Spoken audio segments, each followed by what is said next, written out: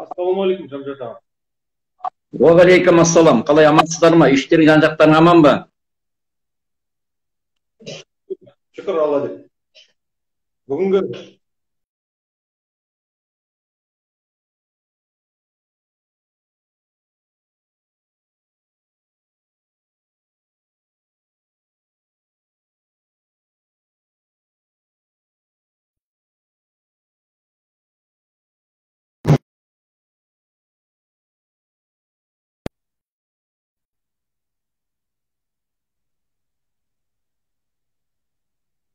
Сет қуып тұр. естіліп тұр, айта берсеңіз. Эфирге қош келдіңіз аға. Аумин, рахмет. Қош көрдік.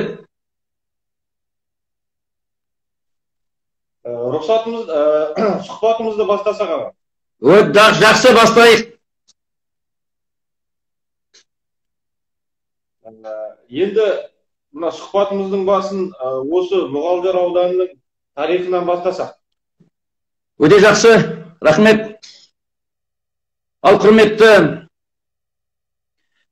музей сүйгіш қауым, құрметті қонақтар, құрметті қазіргі тілмен айтқанда Инстаграм достары, Мұғалжар ауданы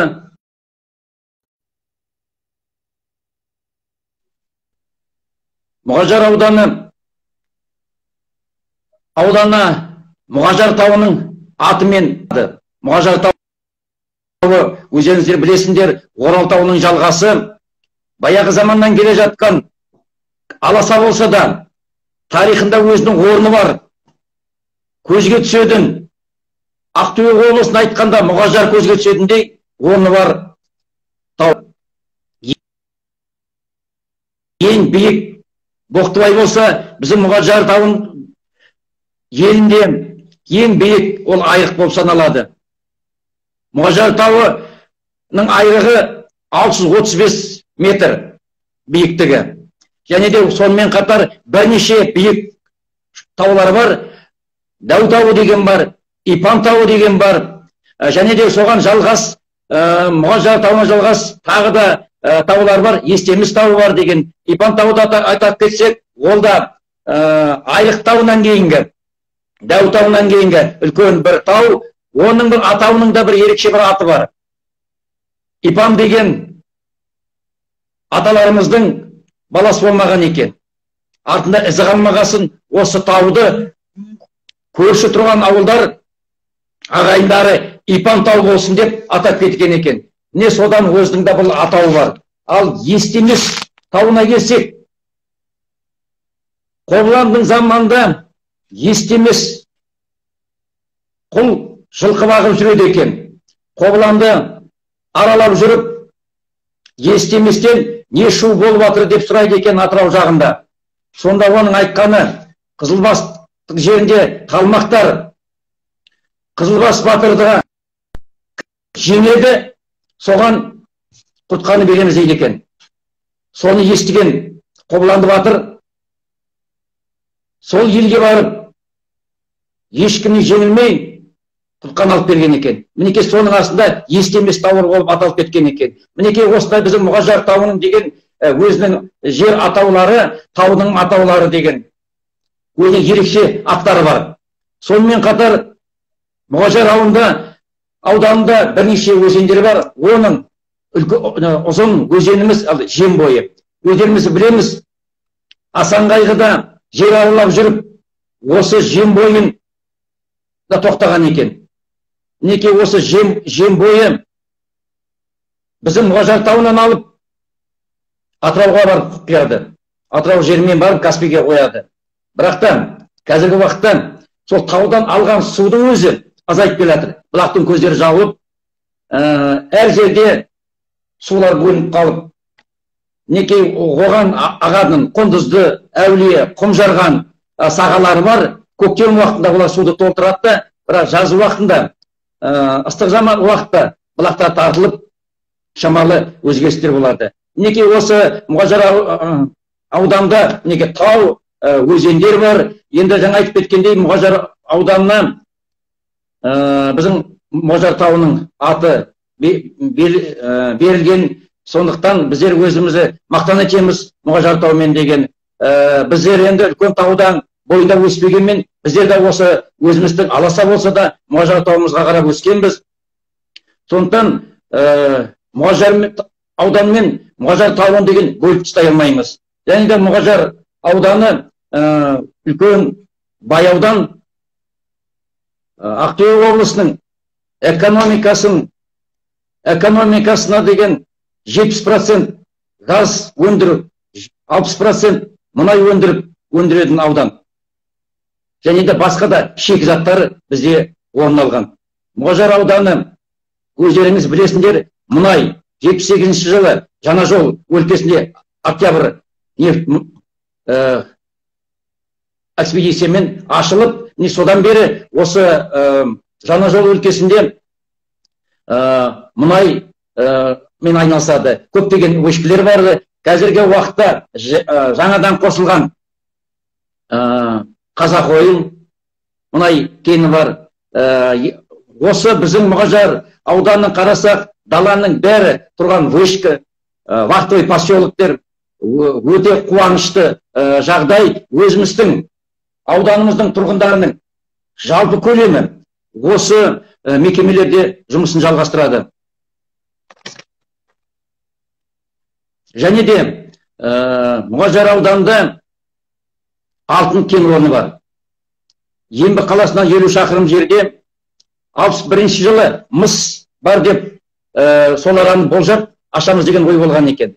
Бірақ 68 жылы зерттеп келіп, алтын кен орны табылып, 68 жылдан бері сол арада карьерный методпен, шахтовый методпен алтын шығарды.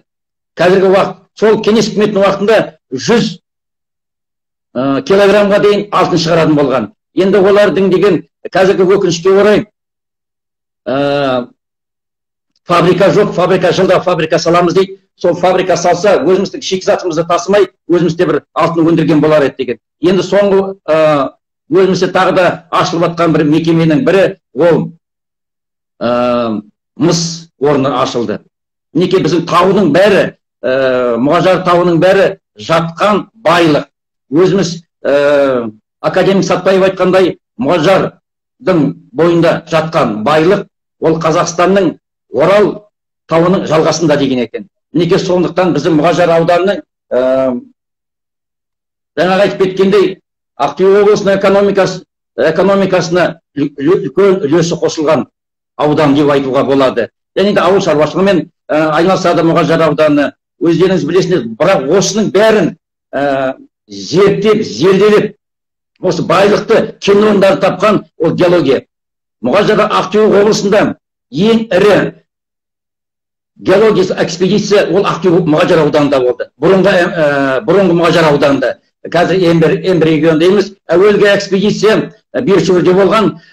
Сосын Ақтөбе Ембіге көшіп келіп, 66 жылы Солов деген геолог Мұғажар геологический барлау экспедициясын басқарып, докторский диссертация қосып, Москвадағы геология институтына деген доцент болып кетіп қалады.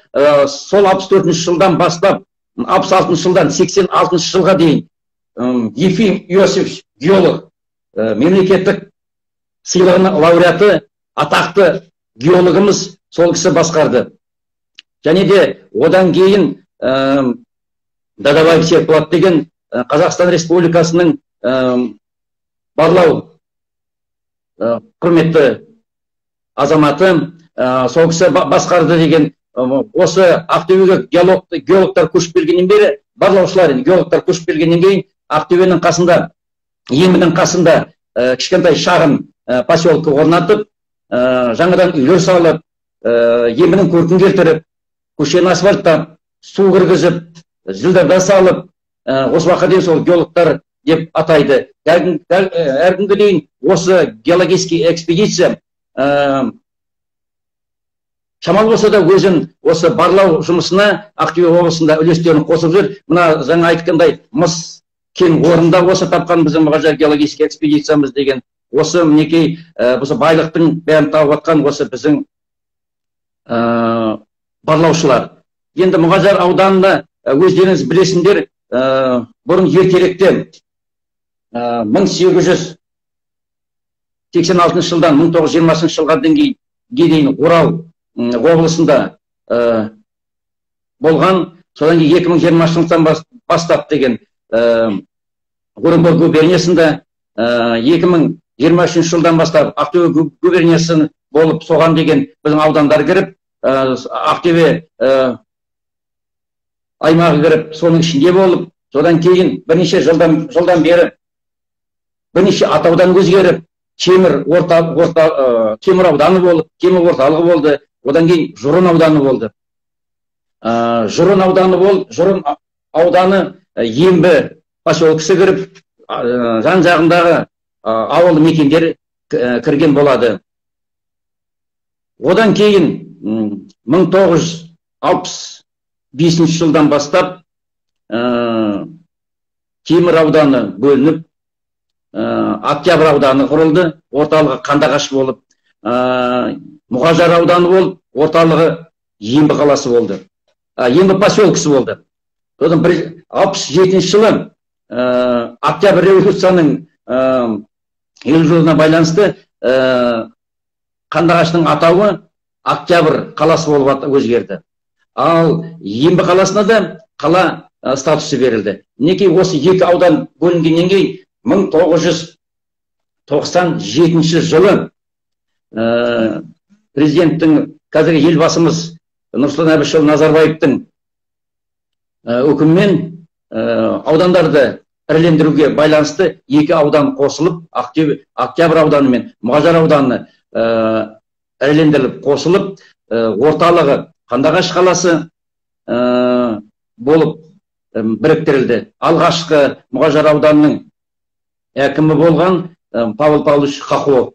Және де Мұғажар ауданында көлемі 2.786.180 гектар жеріміз бар. 67.270 халқымыз бар. Қандағаштың өзінде 37.000 халқымыз бар. Айтып кетедім, Қандағаш қаласының өзінде кейбір аудандарға қарағанда ондай халықтың өзі жоқ. Қарқында өсіп жатқан қала.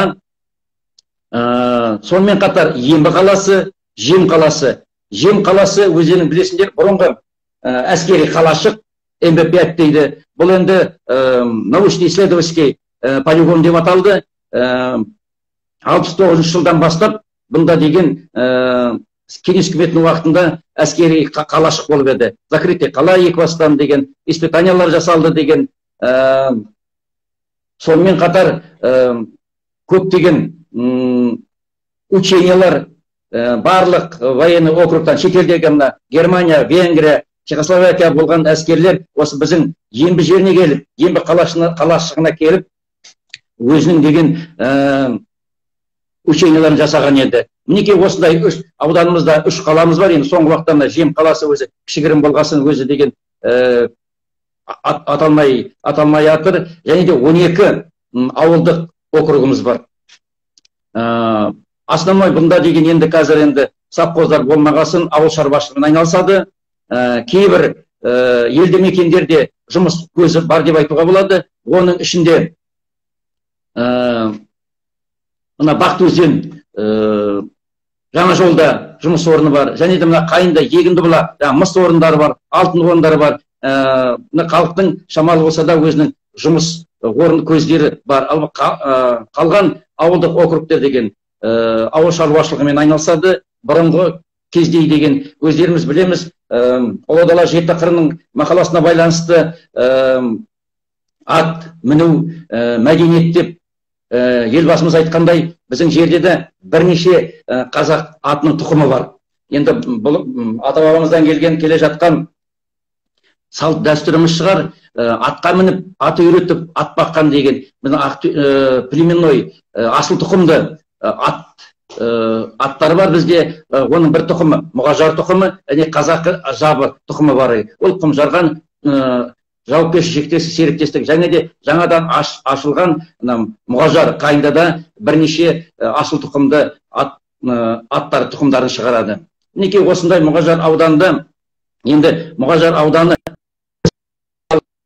қазба байлықтарға бай емес, халқымызға, батыр халқымызға, зиялы қауымымызға бай Мұғажар ауданы. Оның ішінде біз айта кетсек, бізден де шыққан министрлер де бар, облыстық әкімдер де бар, бірнеше ғылыми докторларымыз бар әр салада, математикада, техника, физикалық математик ғылымдарының докторы, медицина ғылымдарының докторы, ғылыми жұмыстармен айналысатын қазір ондай көп деген біздің жерлестеріміз көп. Айта кетсек, қазіргі таңда біздің министріміз Ноғаев Нұрлан, энергетика министрі. Оны айта берсек, қазір тағы сұрақтар болар шығар, ондайлар көп. Ғылыми медицина ғылымының докторы Құдаев Серікбай деген ағамыз деген дүниеде озғанменен, бірақ та деген өзінің ізін қалдырып, Қодаров мазын ойлап шығарған деген. Және де өзім кіндік қан тамған ағайынды Жұбановтар әулеті, өздерін білеміз, ұлт мақтанышы. Енді Жұбановтар мемориалдық музей бар, енді олар да ертең шығар. Енді Жұбановтарды дүниеге әкелген өзім біздің топырақ деген, өзі киелі топырақ қой. Кім келсе де, депутат келсе де, министрлер келсе де, біздің өлкемізде Жұбановтар ауылына келдік дейді. Сонымен қатар маңдай тері төгілген бұнда Шамшақ Қалдаяқов. Өзіңіз білесіңдер, Шамшақ Қалдаяқов әскер алдында Капаблан ауыл шаруашылық техникумын бітіріп, осы өлкеге келіп, Олақта Жұрын ауданы келіп,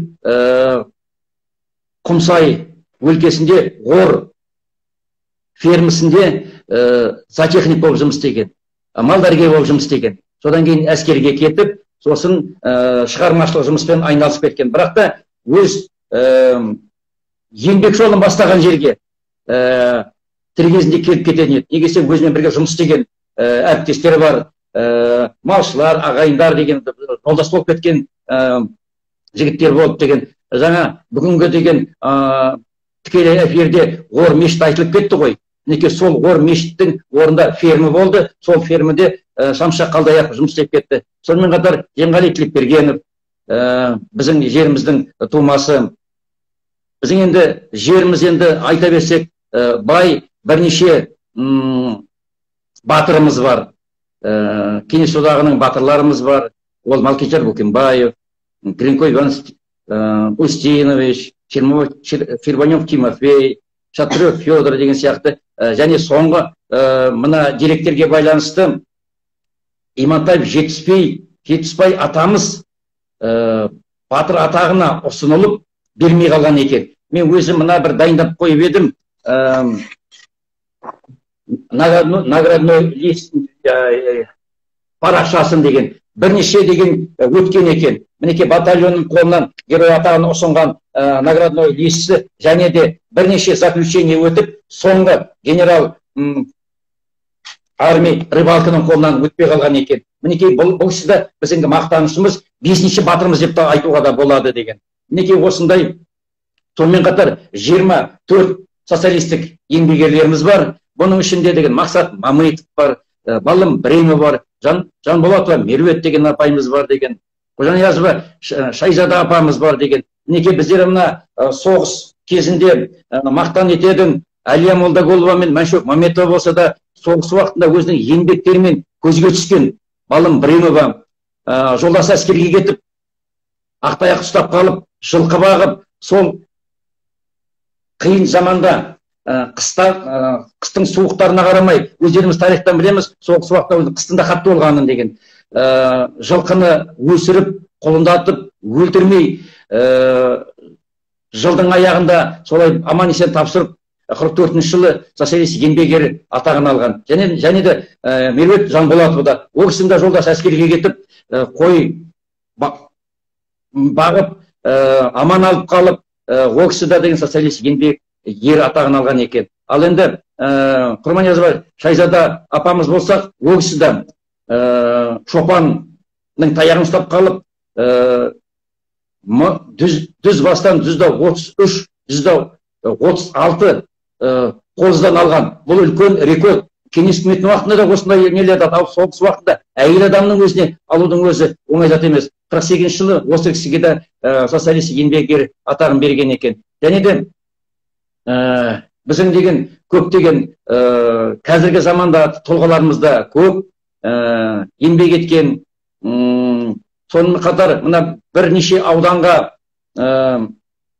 ортақ Жанасай Болат қазіргі тәуелсіздік заманымыздағы шыққан өзіміздің деген зиялы қауымымыздың бірі, осы 3 ауданға, Темір ауданда дүниеге келсе, Шалқар ауданы біздің тумамыз дейді. Біздің Мұғажар ауданында 1-ші мектепте, 5-ші мектепте тәлім тәрбие алып, оқуға барып, әскерге барып, әскери училище бітіріп, генерал-полковниккеден өскен. Және де әскери қалаушылардың бірі, вице-министр обороны болып, өзі біз бұрышын ашып қойдық, өзінің деген алғашқы киген ұлттық гвардияны басқарған кителін музейге табыс етіп еді. Мінекей спортта біздер Мұғажар ауданында жақсы дамыған, күрестің түрі, оның ішінде войны борьба, жеңіл күрес, Алексей Семкин деген ағамыз, осы темір жолдың бойында Изимбет деген разъезд бар, соның қасында Пақыр деген кішкентай ғана бір ауыл болған, колхоз, Красный Пақыр деген колхоз болған. Сол Красный Пақырдан 5 спорт шебер шыққан, кішкентай ауылда. Ол енді 50-ші жылдары, ол енді мүмкін емес, қазірдің жағдайда ондай спорт шеберлерін біз шығара алмай жатырмыз. Семкин Алексей, Семкиннің інісі Кенжебаев ағамыз штангіден, Вакуленко, Божинов, 5 адам бір кішкентай фермені, кішкентай колхоздан шыққан неке. Осылай спортымызда жақсы дамыған. Қазіргі таңда бізде де деген пауэрлифтинг жақсы дамыған, 6 әлем чемпионымыз бар. Бокстан өздеріміз білеміз, Галиб Джафарымыз әлем чемпионы, бірнеше олимпиадаға қатынасқан. Және де қазақ барысына қатысып, бірнеше рет қатынасқан Иманғазы Нұрсұлтан деген ініміз бар. Мінекей осындай біздің спортта да жақсы дамыған. Екібастан мәдениет саласына келсек, жаңа айтып кеткендей, өзінің еңбек жолын Мұғажар ауданында Шамшық Қалдаяқов бастаса, оған әрмен қарата дарып кеткен, осы біздің топырақта жұбановтардың дүниеге келгенде шығар деп біз айтамыз. Сонымен қатар қазіргі мега жұлдызымыз Димаш та осы біздің топырақтың иесі деп айтуға болады. Неге сен Қанат бауырымызда осы Еңбек қаласына дүниеге келіп, мектептен білім алып, саз мектебін бітіріп, мектепке алғашқы 1-ші классқа барғанша Димаш баламызды осы Ембіде атасы мен әжесінің қолында тәрбиелеген болады. Бейбіт Оралұлы Екібастан орыс группасына деген бұл жорғаны айтқызып қойған. Тамашаның тарланы Аетова Бақыт. Және де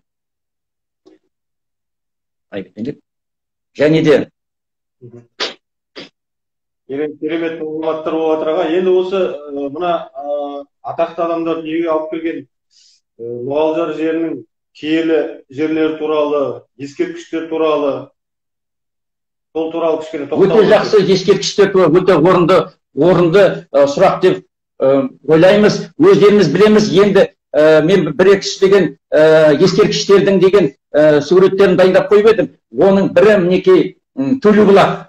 Төлебұлақ, өздеріңіз білесіңдер, осы Қандағаш, көрініп тұр ма? Қандағаш қаласынан 150 шақырым жерде орналасқан, олардан тас дәуірінің ізі қалған, петроглифтар қалған. Осы петроглифтер 1920 жылы 2000 жылы зерттеп, осыны деген мемлекет қорғауына алынған. Неке осы Төлебұлақ аймағында әлде зерттеу жұмыстары жүрсе, негесе бұл арада деген бірнеше деген поселениелер бар сияқты. Бар сияқты емес, бар бұл арада деген. Неке осыда үлкен көне ескерткіші деген ежелгі тас дәуірінің ескерткіші болып саналатынның түрі бұл Төлебұлақ үңгірі. Бұны енді кеше ғана зерттегенмен осы Бестамақ ауылында Сыдық деген бір ақсақал, 95 жастағы ақсақалымыз айтады, 30 жылдары сол Төлебұлақ колхозында біздің ұстаздарымыз осы үңгірге апарып, осы ежелгі адамдардың ескерткіштеп осы үңгірге апаратын еді дейді. 30 жылдары. Ал біз қазір ғана оларды тәуелсіздік алғаннан кейін зерттеп мемлекеттік қорғауына алып жатырмыз. Және де сонымен қатар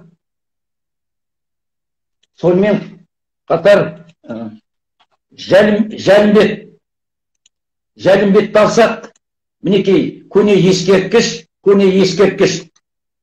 Жәлімбет батырға, Назар руынан шыққан батыр 1837 жылдары Кенесары Қасымовпен бірге үзеңгілес жауға шапқан батырымыздың бірі. Осының кесенесі, мінекей олар неден кірпіштен орналатқан, бірақ та мінекей мынау қазіргі құлаған жағдайы. Енді оның ұрпақтары осы ескерткіш әрмен қарай құлап қалмасын деп, оны сыртынан мынандай қылып ескерткішті деген қаптап қойған. Бұл енді бір жағынан да дұрыс емес те шығар. Первоначальный өзінің деген ескерткішіміз мынандай болса, мемлекеттік қорғауын алып, оны деген реставрация өткізсе, конечно, ол дұрыс болған деп ойлар едік деген. Сонымен қатар Қарағұл таңында. Қарағұл таңы 19 ғасырдың аяғында салынған құрылыс нысаны. Борлы ауылының 10 шақырым жерінде орналасқан.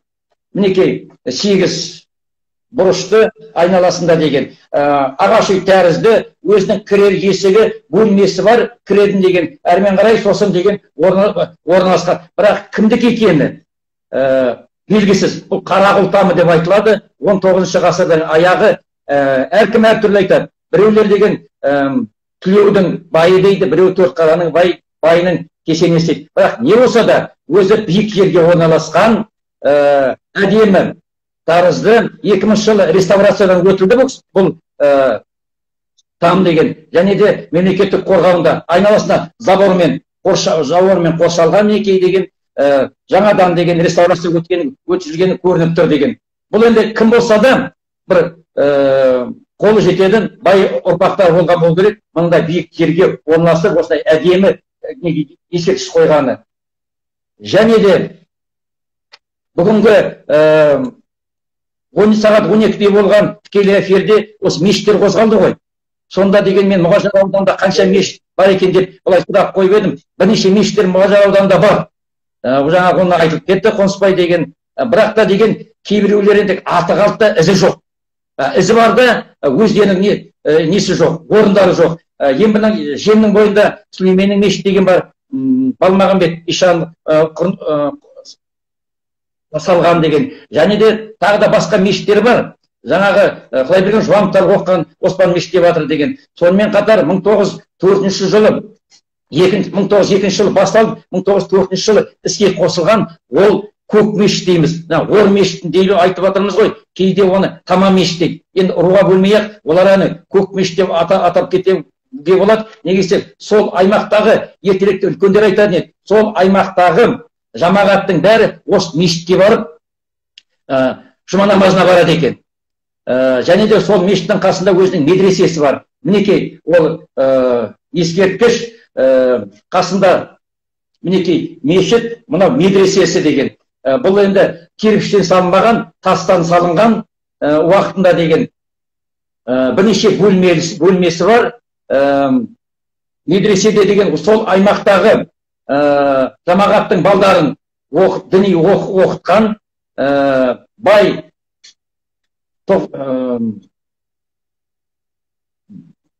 бай адамдардың балдары емес, жалғыз балдар емес, бай адамдар, жамағаттың балдарын осында оқытқан екен. Осы мешітте жаңа реставрация жұмыстары талап етеді. Мен Мұғажар ауданында 5 маңызы бар ескерткіштің бірі болып саналады. Бірақ мемлекеттің қорғауында жоқ. Біздер ана таблица, мемлекеттік қорғауда таблица болған өзде бізге мақтанар едік. Ешкімге жолатпаған болар едік. Тастан әлі жойылмаған, тас ішіне шамалы трещиналар бар да, бірақ төбесін қазір деген Елубай деген бір ініміз осы Қандыағашта тұратын деген, сол төбесінің шатырын профилиспен тұрғызып, су кетіп құламасын деп қойын. Бірақ талап етеді. Реставрация талап етіп, бұнда енді туризмдерді жол қылуға болар. Неге сен жаңағы Жұбановтар ауылынан өтіп, көк мешітке барып, Қарағұл тамына барып, Төлебұлаққа барып, туризм жолдарын өтуге болар еді. Сонымен қатар Көтібар бассейнінің кесенесі, енді Көтібар бассейнінің 18 ғасырдың соңында дүниеге келіп, нақты айтсақ 1857 өзінің бес қаруын асылып, тәуелсіздікке атсалысқан батырымыздың бірі. Сырым осы кіші жүздің шетінің ұлт азаттық көтеріліске осы 20 жыл шайқастың ішінде осы Көтібар бассейнінің да өзінің үлесі бар. Ол шалқар өнерде дүниеге келгенмен осы біздің жер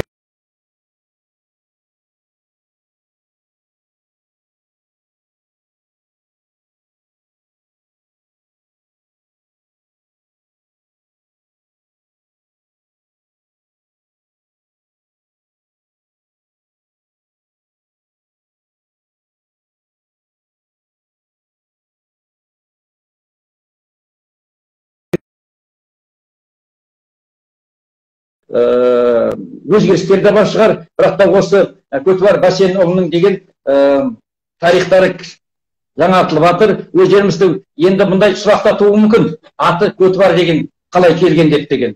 Енді ырымшыл қазақпыз. Аттың су атауларын, адам атауларын, жер атауларын мына қалаудың ұрпағы айтпен бұжырдан тараған айттың тілеумен қабақ тарайды. Мінекей осы айттан тараған қабақ ұруынан, Қарабас тайпасынан тараған Сырманның баласы Бәсен деген ода үлкен батыр болған. Сол кісінің ұрпақтары осы Көтібар Бәсен ұлы. Әкесінің өзі ірі адам болған. Осы Досалы ағасының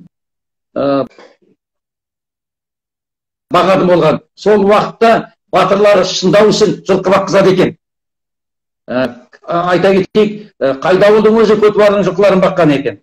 Бір күні Алай жағынан бір жолаушы келіп Досалының үйіне түсіп 90 қадамды суатқа деген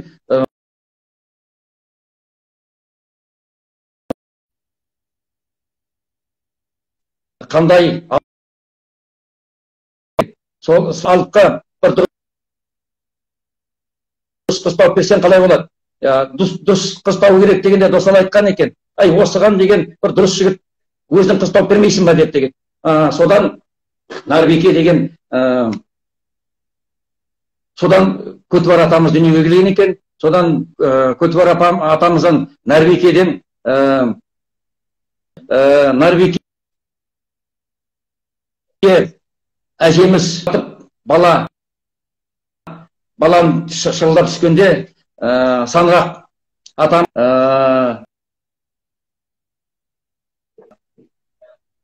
арқасында нән қалы бар екен, бірнеше өзінің белгілері бар екен. Нарбеке Саңғақ атамыздан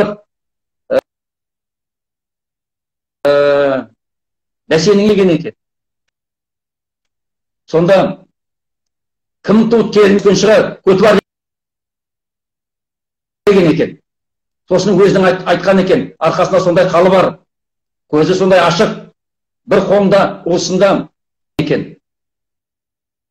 Бұл жаугершілік заман болады.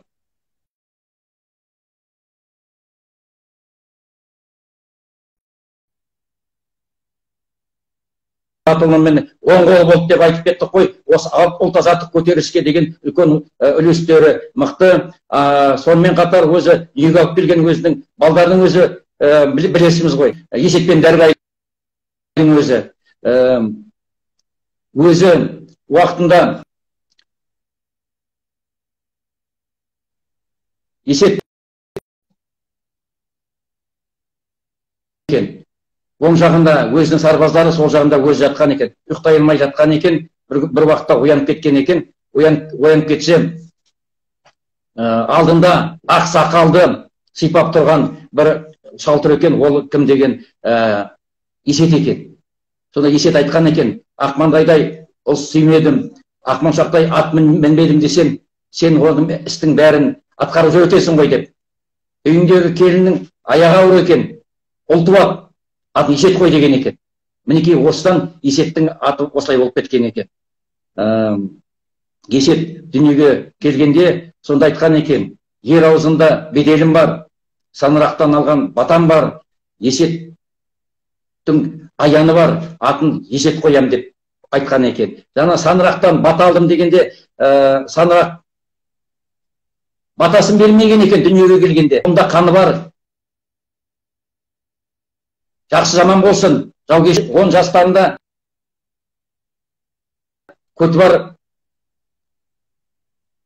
Саңырақтар жағалап, қоныс жағалап айтып келатқанда, бір дуадақты атып алып, шауып келіп, бас киімін төмен түсіріп, Саңырақ атасының қанжығасына байлаған екен. Ата батаңызды бер деп. Сонда бұл кімнің баласы деген екен? Бәсеннің баласы дегенде, қап, мен бата бермеймін деп едім. Мынау мен алдап соқтау деген екен.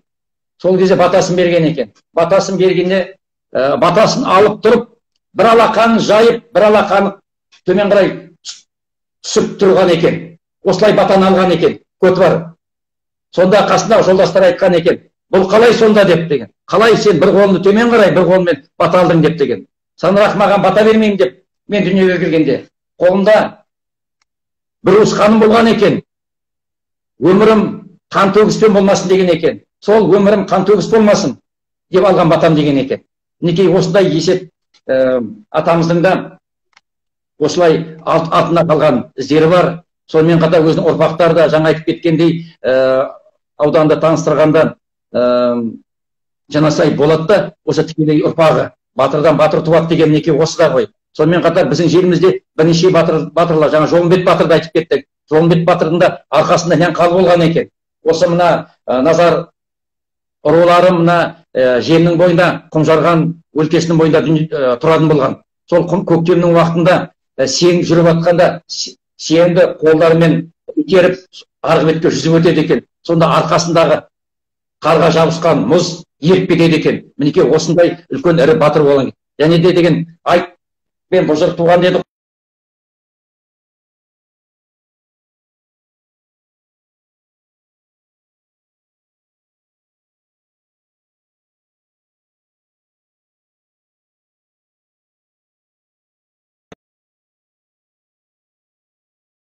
Атамыздың өздеріңіз Ақтөбе облыстық музейімізде өзінің сауыты бар ғой.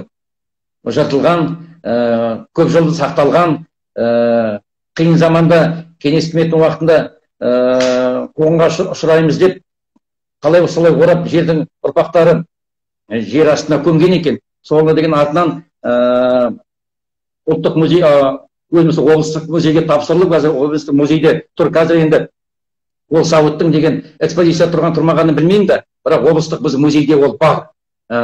Осылай біздің деген батыр бабаларымыздың деген осы Мұғажар жерінде өздерінің үлестерін қосып кетті. Жаңа айтып кеткендей, көптеген тағы да батырларымыз, айта берсек батырларымыз көп. Көтібар батырмен бірге Жылқаман Өтеншіұлы екеуі деген қарулас дос болған, жауға бірге шапқан. Көтібар атамыз Жылқаман батырдан 2 жас кіші болса да, бірін-біріне сыйласып өткен батырлар. Екеуі де әруақты батырлар болған. Қайдауыл батыр, олар енді қазір енді шалқар өнерінде ғой. Біз енді Көтібар атамыз деген біздің жерімізде орналасқасын, бізді деген уақытында Столыпин реформасына байланысты 1904 жылы біздің өлкемізде мына Украина жерінен, Беларусь жерінен, орыс жерлерінен деген крестьяндар келіп деген қоныстарған ғой. Мына осы арада Шевченко деген колхоз болған, Көтібар ата тұрған бейіттің қасында деген. Сол уақыт біздер мына тәуелсіздік алғаннан кейін ономастика комиссияға осы Шевченко атауын өзгертіп, Көтібар атаның ауылына атын береміз дегенде, сол уақытта патшаның уақытында деген осы ауылдың аты Көтібар, ауыл Көтібара деген болған екен. Мінекей осы бізде Көтібар атамыздың атымен осы елді мекеннің аты да аталып келеді. Қазір енді мектеп аты да бар Көтібар атамыздың атында. Мінекей осындай батырларымыз деген ел қорғаған, оның ішінде деген ұлт азаттық көтеріліске үлестерін қосқан біздің мінекей осындай бабаларымыз бар. Және де жаңағы кеңес үкіметінің уақытында өзіміз білеміз, ірілендіру болды, бай мен қолақтарды раскулачивание болды. Сол уақытта бізде деген үлкен бір ірі Құдайберген Аманов деген бай болған. Құдайбергеннің Көкүй деген бар жаңа жолда, Шеңгерші ауылында деген. Ол кісі деген бай болғанда мына көпестермен көп араласып, үй салып, шатырын көкпен боятып, Құдайберген Көкей атанып кеткен екен. Мінекей осы байлардың деген мүліктерін тартып алғанда 5000 жылқысы бар. Құдайберген Амановтың жылқысынан осы біздің өлкемізде 52-ші ат заводы ашылған, конный завод. Ол осы ат заводы әскерге, кеңес үкіметінің уақытында қызыл әскерге ат дайындаған. Оны өзіміздің үлкен ақсақалдарымыз сол уақытта ат тренер болып өздерінің ғана еңбек кітапшасына солай жазылған екен деген. Осы тікелей біздің 52-ші ат конзаводын маршал Буденный, Семен Буденный тікелей көрер кеткен екен. Неке осындай үлкен тарихы бар. Қазір енді жаңа айтып кеттік қой, өзі біздің жерімізде талай тұлпардың дүлдүлі шапқан осы Ақтангер деген бүйректеріміз бар. Қазір осы жаңағы талапқа сай біздер енді бірнеше асыл тұқымды жануарлар, тұлпарларды шығарып жатырмыз ғой деген. Неке осылай үлкен ірі колхоздар, совхоздар болған. Ембі совхоз деген совхоз Мұғажар аудандағы үлкен ірі совхоздың бірі орден знак почетымен кеңес үкіметі уақытында наградталған екен, марапатталған екен. Мінекей осындай ірі совхоздар Ақкемер, Пролетар совхозы, Жұрын совхозы, бірнеше герой шыққан Жаңажол совхозы совхоздар болған. Бұлардың бәрі ауыл шаруашылығымен айналысқан. Енді біздің өлкемізде көбіне мына егін шаруашылығы аздау болған. Осындай мінекей ауданымыздың тарихтары. Енді қазіргі заманға сай болсақ, біздің өзіміздің Қандыағаш қаласы да тоқтап кетейік. Қандыағаш қаласы жаңа айтып кетті ғой, 67 мың халқы бар. 3 ауруханамыз бар, 5 мектебіміз бар. 1941-45 жылы Алапат соғыстың уақытында 5-ші мектебіміз ірі госпиталь болған. Ауыр жарақатталған солдаттарымызды осы біздің Қандыағаш қаласындағы мектептің орнында госпиталь болған. Және де деген Шапағат жеке ауруханамыз бар, теміржол ауруханасы. Енді қазір бұрынғы Қандыағаш, өсіп келеткен Қандыағаш бұрынғы көне ғимараттар жоқ. Қазір жаңарып жатқан, өзіміз білеміз, Қандыағаштың деген атауына келіп тоқтап кетсек, өзі бір қызық атауы деген. Дерек, нақты дерек осы Қандыағаш атауында жоқ. Енді үлкен қарияларға айтсақ, бұрын жоңғарлармен, қалмақтармен соғысқан уақытында осы үлкен ірі шайқастан біздің сарбаздарымыз апат болып, жалғыз талға өзінің көйлектерін іліп, сол талдан аққан қанның атынан осы Қандыағаш деп атапты деген. Бірақ шындыққа келсек, ол айдаладағы тұрған жалғыз талға қалай ол мұндай болады деген ой келеді. Ал былай қарасақ, ана Ольха деген тал бар ғой, Қарағаш терізді, оның деген ағадың соқы қызыл болып келеді. Өзі қара түсті болады, 20-25 метрге дейін өзі өседі екен. Ол осы аққан соғы шырыны қызыл болады екен, буыр болады екен. Соның арқасында мінекей Қандыағаш деп атап кеткен болу керек осы жерде деген. Енді біздің жерімізде де енді бұрын енді қалмақтармен соғыс болғанмен азамат соғыста өтіп кетті, айтып кетейік. Азамат соғыста біздің жерімізде енді кеңес үкіметінің уақытында өзіміздің дәуірінде жоққа шығармаймыз ғой. Мына Қандыағашта, Жұрында, Құдықта, Ембіде, Мұғажарда ірі шайқастар болған. Оны мынарда Қандыағаштың қасында Чапайғара деген бар. 25-ші Чапаевский дивизияның бір полкі да осы арада келіп ақтарды деген талқандаған екен. Соларда деген ірі шайқас болған. Және де Жұрында да бауырластар бейіті бар сол арада.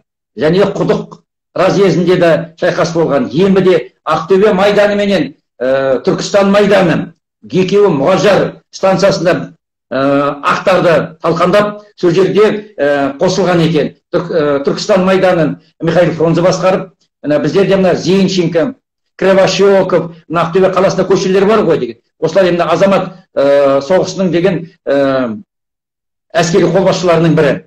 Мінекей осындай тарихымыз, біздің Ембінің де үлкен ірі шайқас болған. Онда да монумент тұр. Осы 1918-20 жылы азамат соғысына батырларына деп арналған деген. Мінекей осындай біздің деген тарихтарымыз бар. Қазір Ембі қаласы да шартта өсіп келе жатқан қала. Қазіргі уақытқа енді талап қиын заманнан өттік қой енді.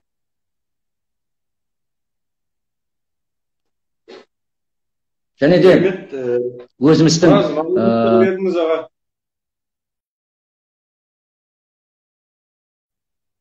және де өзіміздің халық қалаулылар да бар. 1936 жылы Алдабергенов Төлеу деген жаңа 22-ші конезаводта деген жылқышы болып, ең алғашқы бірінші созыв депутат Верховный Совета болған.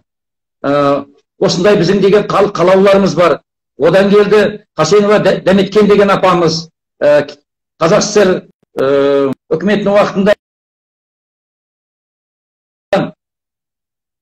Ағлен Ермағанбетова деген апамыз, және де Атлас Жұмағалиев деген қалаулылар. Бұл өзімізден шыққан. Ол кеңес үкіметінің уақытында парламент деген жоғарыдан нұсқаумен келіп, мынаны сайлаймыз деген емес, бұл халықтың арасында жарып шыққан белгілі ауыл шаруашылығының деген басшыларының бірі Ағлен Құрманғалиевна Ермағанбетова деген, Атлас Жұмағалиев деген ірі совхоздары басталып, экономика үлкен үлестері қосқан біздің азамат пен азаматшаларымыз. Оларды айтып кетуге болмайды. Олар да біздің ауданымыздың үлкен бір тарихының бірі.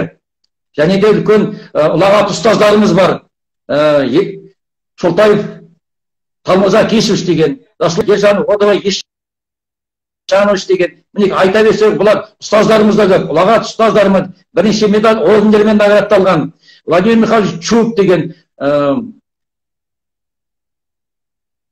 еңбек орден трудового красный знамениемен наградталған. Мінекей осылайлар айта берсек көп. Жаңағы спорт тарландарының бірі, спортты деген басқарған алғашқы тәуелсіз Қазақстанның қолдобының, гандболының деген бірінші президент болған Әміржанов Есет деген ағамыз деген. Осы Қандыағашта қолдобының командасын шығарып, Қазақстан 4 дүркін чемпионы болған заслуженный тренер Қазақстаны. Ал Қазақстанның қолдобының алғашқы президенті. Осы біздің өлкемізден шыққан. Өзіміздің ауылымыздан, мектебімізден дәрім тәрбие алған. Өзіміздің жерде алғашқы жұмысын оқып отырып келгеннен кейін бастаған. Артынан тәуелсіздік уақытында спортпен қайтадан шұғылданып, сөйтіп деген өзінің еңбегімен спортты көтерген азаматтарымыздың бірі.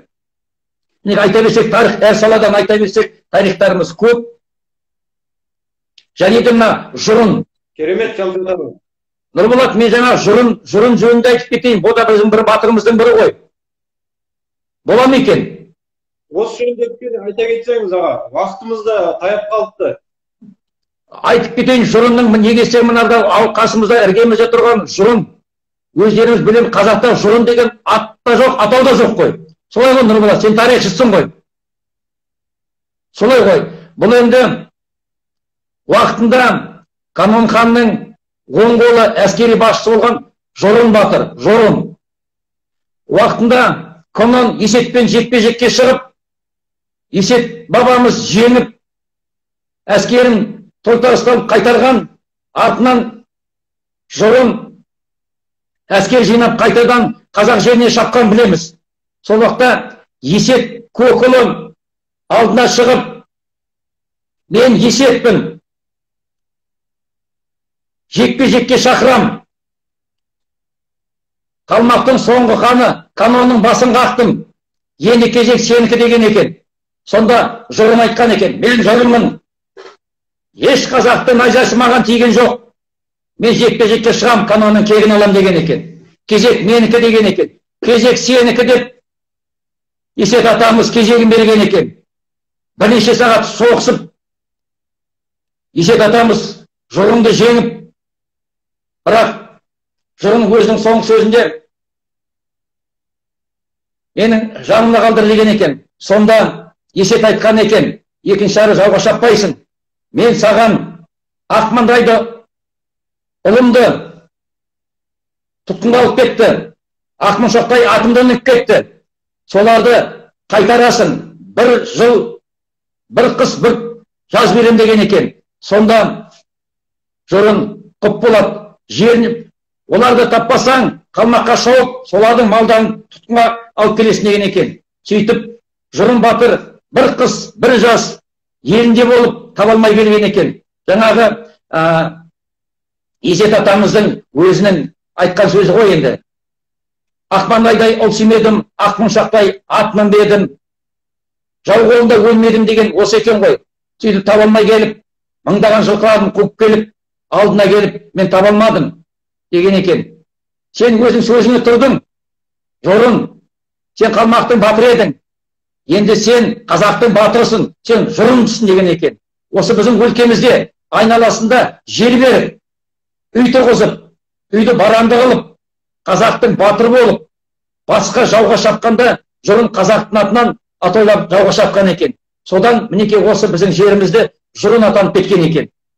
Мінеке осы Жұрын бабамыздың да жалғасын айтуға болады. Енді оны қазір Жұрын демейміз, Жұрын деп айтамыз, өзіміздің батырымыз деп санаймыз, кіші жүздікі деп атамыз, Назардың ұрпағына таратамыз, өзінің деген өзінің әділдігіменен қазаққа деген сондай сүйіспеншілік үшін деген осы Есет бір сөздігіменен осын жанын алып қалып, қазақтың жеріне жер беріп, өздерінің қыздарын беріп, өзіне деген осы үйлі баранды қылған екен. Содан өзіміздің жеріміз Жұрын атанып кеткен екен. Керемет аға.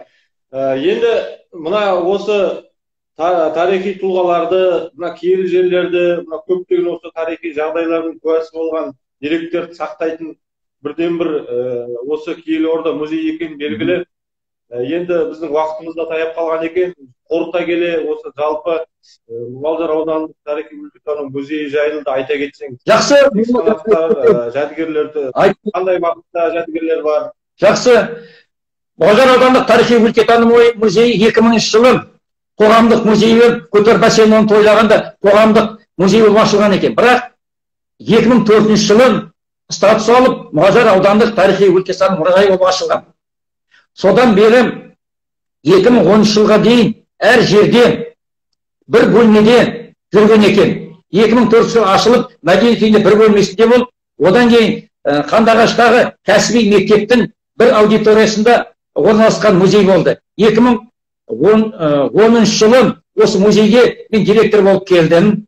Сол келгенде бір кішкентай бөлмеде склад сияқты болған музей еді. Мен қорқып кеттім. Шынымды айтайын екен.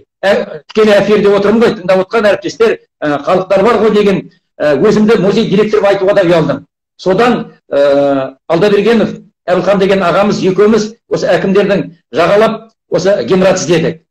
2014 жылы қараша айында Мұғалжар Қандыағаш қаласында әкімшілік ғимараты босады. Сол ғимаратты 2 қабатты осы ғимаратты бізге берді. Содан бастап біздер ішінде жұмыстарын жүргіздік. 9 бөлменің 9 есігін алып тастап, 6 бөлме істеп, бір есіктен кіріп, айналып бір есіктен шығатын қылдық. Тарихи өлкетану музейі болғасын бізде 6 бөлмеміз бар.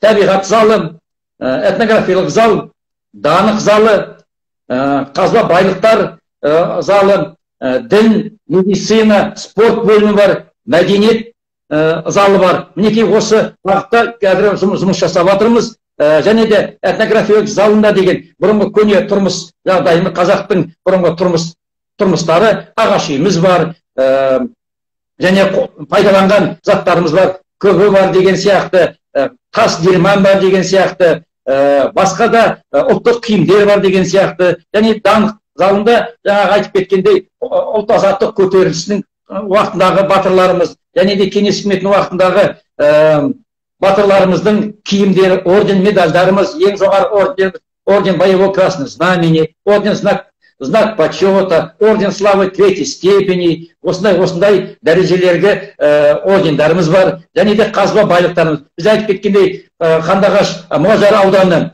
мұнайлы, шұрайлы өлкеміз, мұнайға бір бұрышымыз бар, алтынға бұрышымыз бар, және де таудың бәрі шикізатқа бай, мысқа бұрыш ашып жатырмыз, және де деген құрылыс материалдарға шебен, кварцевый песок, жаңа геологияны айтып кеттік, барлаушыларға біз бұрыш аштық деген, және де жаңа айтып кеткендей генералдарымызға тыл еңбектерін, ардагерлеріне, тағы да басқаларға, темір жолға арнаған біздің бұрыштарымыз бар, және де мәдениет саласында жаңа айтып кеткендей 3 ауруханамыз бар, 4-ші жеке ауруханамыз бар, Шапағат жеке ауруханасы бар деген Адаев Аманжол қажы ақсақал басқарған, және де жаңағы айтып кеткендей мәдениет саласында да бір бұрыш аштық. Енді Мұғажар тарихи өлкетану музейі болып деген мәдениет саласында қарап отыр, біз бір залды мәдениетке де бөлдік. Жаңа айтып кеткендей Жұбанов, Құдайберген Жұбановқа арнадық, Ахмет Қуанұлы Жұбановқа арнадық, және де Ғазиза Жұбановаға арнадық.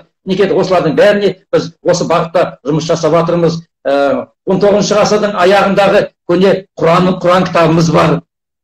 Және де 19 ғасырдың домбыра сүйекпен, мыспен қаптаған домбырамыз бар. Шай сандығымыз бар. Осындай көп деген көне жәдігерлерімізді біздің музейімізде орын тапқан. Енді музейдің деген қызметкерлері деген арқасында осы музейдің экспонаты 4375 экспонатымыз бар. Оның 235-і деген негізгі қорда, 360 жәдігеріміз электронный форматқа көшті. Енді цифровой формат деп айта алмаймыз ғой. Енді ондай біздің құралымыз жоқ деген сияқты, бірақ та қолымыздан келгенше оларды суретке түсіріп, сканерлеп, тағы да басқа жасаумен деген электронный форматқа кіргізіп жатырмыз. Өзіміздің сайтымыз бар, және де бірнеше әлеуметтік желіде де өзіміз сайттарымыз бар. Жаңа айтып кеткендей, біздің осы сайтымызға қарап, Москвада тұратын өзіміздің жерлесіміз Александр Георгиевич Косяков деген өзіміздің музейге кеңес үкіметінің уақытында генерал шен алған екен, өзінің совет үкіметінің уақытында киген шинелін және Ресей Федерациясының әскерінің деген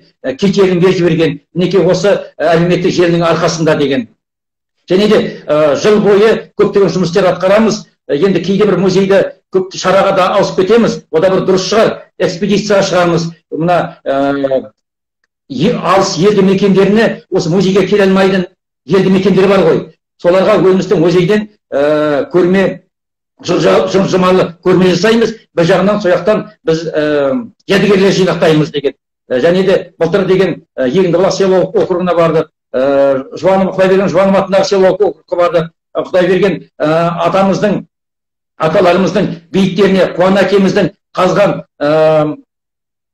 Құдайберген Жұбанов пен Ахмет Жұбановтың әкесі Қуан қазған құдықтан барып су ішіп, зиратына барып Құран бағыштадық. Қуан атамыздың көтеріп қойған балбан тасына басына зират еттік. Мінекей осындай жұмыстарды атқарып жатырмыз. Музейдің енді музей тыным таппай жатыр ғой енді. Қолымыздан келгенше осы жас ұрпаққа тарихымыздың, өлкеміздің тарихын жеткізуге, қалдыруға тыйынбай еңбек еткен жайымыз бар. Енді музейіміздің деген ішкі сипаттамасы жалпы деген өзіміз қолымыздан келгенше жөндеу жұмыстарын жүргіземіз. Бірақ сыртқы келбеті сыр көтермейді. Оны жасыратын ештеңе жоқ. Сыр келбеті сыр көтермейді. Неге десең, біз алғанның өзінде сырты деген құлап атқан еді. Енді оған біздің өзіміздің жеке күшіміз келмейді. Бірақ та осы мына қиын заманнан өткеннен кейін облыстық бюджеттен жөндеу